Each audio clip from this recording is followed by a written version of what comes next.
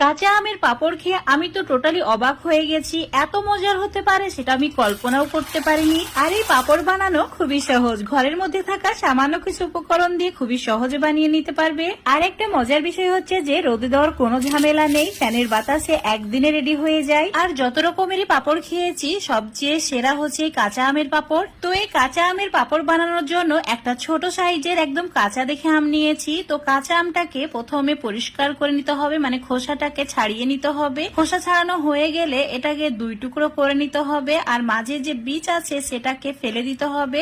আর এরই সঙ্গে আমের যে শক্ত অংশ আছে সেটাও কেটে বাদ দিতে হবে। তারপর ছোট ছোট টুকরো করে নিতে হবে। এবার একটা কাপের মাপ করে 1 কাপ সাবুদানা নিতে হবে, আর এই সাবুদানা জলের মধ্যে দিয়ে ভিজিয়ে রেখে দিতে হবে 10 মিনিটের জন্য।